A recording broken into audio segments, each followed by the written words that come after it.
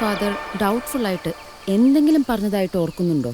അന്ന് വീഡിയോ കോളിൽ സംസാരിച്ചപ്പോൾ അച്ഛൻ പറഞ്ഞത് മുഴുവൻ എൻ്റെ കല്യാണക്കാര്യത്തെക്കുറിച്ചായിരുന്നു. തിരക്കായതുകൊണ്ട് വരാൻ പറ്റില്ലെന്ന് വളരെ ഹാർഷായിട്ട് എനിക്ക് അച്ഛനോട് സംസാരിക്കേണ്ടി വന്നു. പിന്നീട് ആ ക്വാർട്ടേഴ്സ് കറണ്ട് പോയെന്ന് പറഞ്ഞ് അച്ഛൻ കോള് കട്ട് ചെയ്തു. പിന്നെ എന്ത് സംഭവിച്ചു എന്ന് എനിക്ക് അറിയില്ല. Hey, cool cool. ഞാൻ ചില കാര്യങ്ങൾ അറിയാൻ വേണ്ടി ചോദിച്ചു എന്ന് മാത്രം. കൂൾ യാ. ഞാൻ ഇതുവരെ അന്വേഷിച്ചെടുത്തോളം അങ്ങനെ അച്ഛൻ്റെ കരിയറിൽ ഒരു ബ്ലാക്ക് മാർക്കായിട്ടൊന്നും ഞാൻ ഇതുവരെ കണ്ടില്ല. But something is wrong.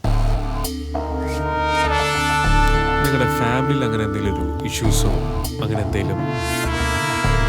ഇല്ല സർ, അച്ഛൻ്റെതായാലും അമ്മയുടേതായാലും ഫാമിലീസ് ഞങ്ങളെല്ലാവരും ഇതുവരെ നല്ല രീതിയിൽ തന്നെയാണ് കഴിഞ്ഞത്.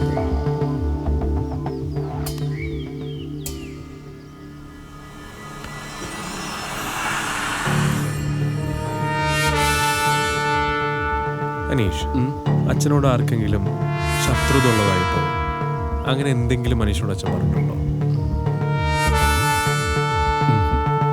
ഇല്ല സർ. എൻ്റെ അച്ഛനെ കൊന്നവരെ നിയമത്തിന് മുമ്പിൽ കൊണ്ടുവരണം സർ.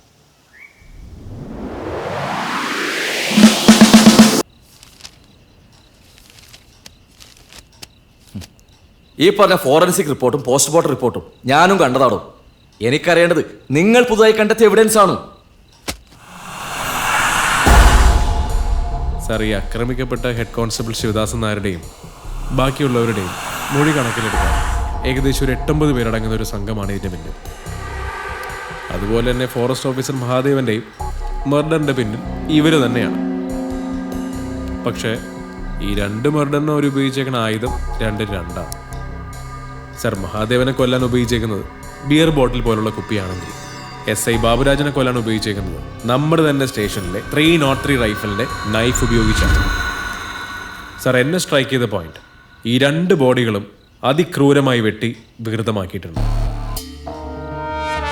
അങ്ങനെ ചെയ്യാനുള്ള മോട്ടീവ്? സർ, നാടൻ ഭാഷയിൽ പറഞ്ഞ കൊടും പക. അതിൻ്റെ എല്ലാ ലക്ഷണങ്ങളും ആ 2 ബോഡിയിലുണ്ട്.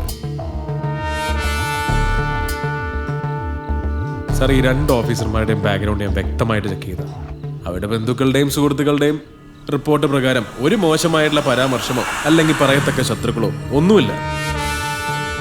താൻ എന്താ പറഞ്ഞു വരുന്നത്? സാർ, അതൊരു പ്ലാൻഡ് മർഡറാണ്. പ്രത്യേക ശൈലിയൊന്നും ഫോളോ ചെയ്യാതെ ഒരു തെളിവും അവശേഷിപ്പിക്കാതെ നമ്മുടെ എല്ലാ അന്വേഷണത്തിനെ വഴിതെറ്റിച്ചുള്ള ഒരു well planned gang movement. Strong weapons ഒന്നും ഇല്ലാതെ 2 കൊലപാതകങ്ങൾ, അത് ഓഫീസേഴ്സ് റാങ്കിലുള്ള 2 പോലീസുകാർ. വിശ്വസിക്കാൻ ബുദ്ധിമുട്ടാണ് സാർ. അതെ, ഇയാൾ പറഞ്ഞതുപോലെ വിശ്വസിക്കാൻ ബുദ്ധിമുട്ടാണ് ജോഷി. സാർ, കിട്ടിയ തെളിവ് വെച്ച് നമുക്കിത് വിശ്വസിച്ചേ പറ്റൂ സാർ. പിന്നെ ഇൻവെസ്റ്റിഗേഷനെ കുഴപ്പിക്കുന്ന വേറൊരു കാര്യം, ഈ കൊല്ലപ്പെട്ട 2 പേരും 2 ഡിപ്പാർട്ട്മെന്റിലാണെന്നുള്ളതാണ്. ഒരാള് സ്ഥലം SIയും മറ്റേയാൾ ഫോറസ്റ്റ് ഓഫീസർ. ഇതാണോ സാറേ വലിയ ഇൻവെസ്റ്റിഗേഷൻ?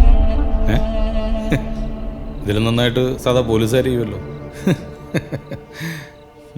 സാർ, അങ്ങനെ ചുമ്മാ ചിരിച്ച് തള്ളണ്ട സാർ. ഈ 2 കൊലപാതകം തമ്മിൽ കൂട്ടിയിണക്കുന്ന ഇതുവരെ പുറം ലോകം അറിയാത്ത എന്തോ ഒരു കാര്യം ഇതിനൊപ്പം നടന്നിട്ടുണ്ട്. I am damn sure.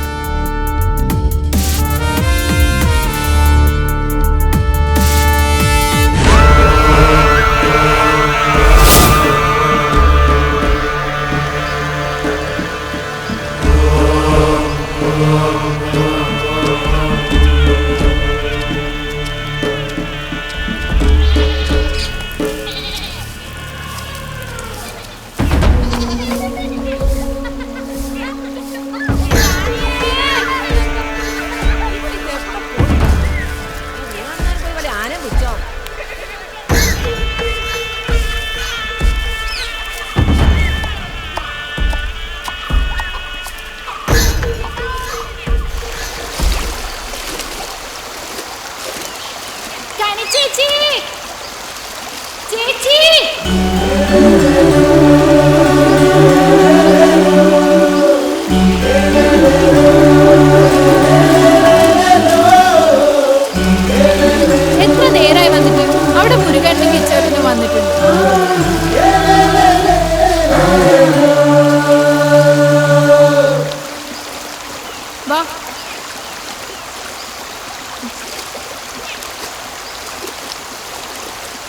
വേഗം വാ.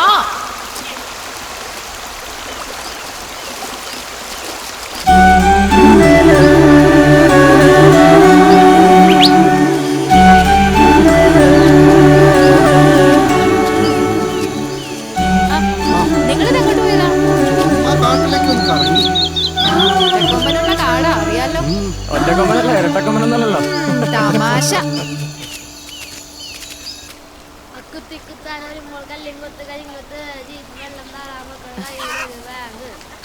മണ്ണ് മാറ്റാത്ത പിള്ളേരെ പഞ്ചാര കുറവാ. എന്താടാ മുരുക, നിന്റെ മുഖത്തൊരു വാട്ടം? ഒന്നുമില്ലൊക്കെ നേരത്തെ നൈറ്റ് തൂങ്ങല്ല. വല്ല പേക്കിനാവും കണ്ടു കാണും. ഏയ് ഓടി വായില. ഇത് അടിവാരത്തെത്തിക്കാനോ അതോ തൽക്കാലം നിങ്ങളിത് പനമരത്തെത്തിച്ചാൽ മതി. അടിവാരത്തേക്ക് പിന്നെ ആവാം.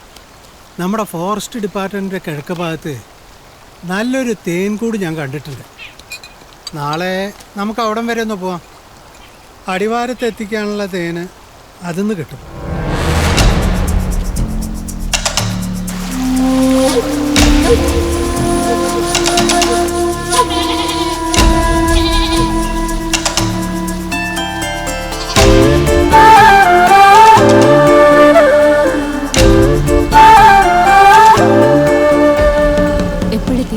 ഇന്ന് രാവിലെ എത്തിയോ? അതവിടെ വെക്കടേ. ഈ പെണ്ണിനെ കൊണ്ട് ഞാൻ തോറ്റു. മോളെ, ഞാൻ കുറച്ച് അരിയും മറ്റും എടുത്തു വെച്ചിട്ടുണ്ട്. നീ നമ്മുടെ മാരനെ ഒന്ന് കൊടുത്തിട്ട് വാ. ചെല്ലേ.